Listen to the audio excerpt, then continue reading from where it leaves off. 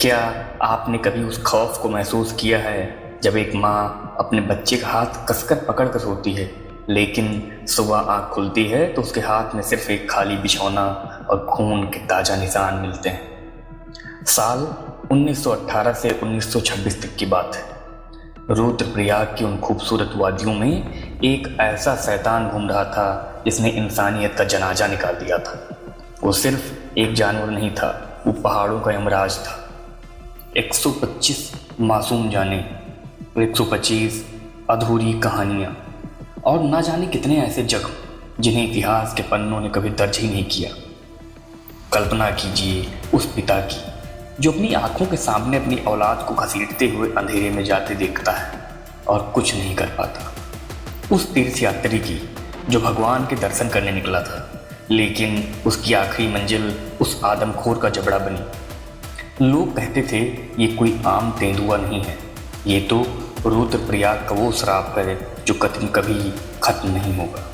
लेकिन जब पूरी दुनिया उन बेबस पहाड़ियों को उनके हाल पर छोड़ दिया, तब एक इंसान अपनी राइफल लेकर उस खौफनाक जंगलों में उतरा। मौत और जिंदगी के बीच उस महायुद्ध की शुरुआत हुई जिसने गढ़वाल की मिट्टी को खून से लाल कर दिया।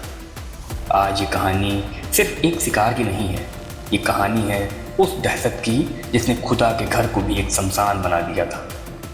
जिम कॉर्बेट की कलम ने उस खौफ को अमर कर दिया जिसे गढ़वाल के लोग शायद कभी भुलाना नहीं चाहते थे, ताकि आने वाली नस्लें जान सकें कि आज़ादी की कीमत सिर्फ सरहदों पर नहीं बल्कि अपनों को बचाने वाले जंगलों में भी चुकाई गई थी। दुनिया में शिकार पर बहुत सी किताबें लिखी गई हैं, लेकिन जिम कॉर्बेट की the man eater leopard of Rudraprayag कागज पर स्याही से नहीं बल्कि गढ़वाल के उन मासूम के खून और आंसुओं से लिखी गई है जिन्होंने 8 सालों तक साक्षात यमराज का सामना किया।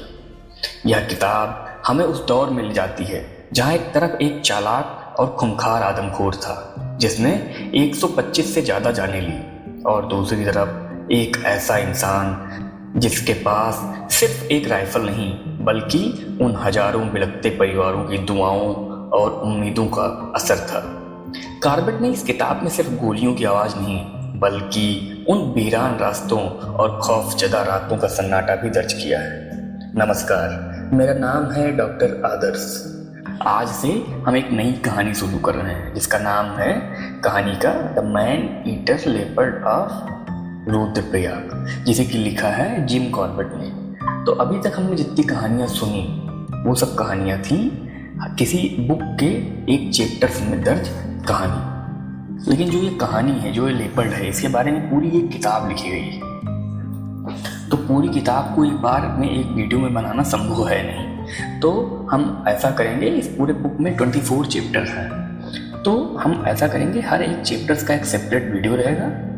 आप उस वीडियो को सुने, फिर उसके नेक्स्ट में उसका सेकंड पार्ट रहेगा, थर्ड पार्ट, ऐसे करके पूरे 24 चैप्टर्स का पूरा एक सीरीज टाइप की ये कहानी रहेगी।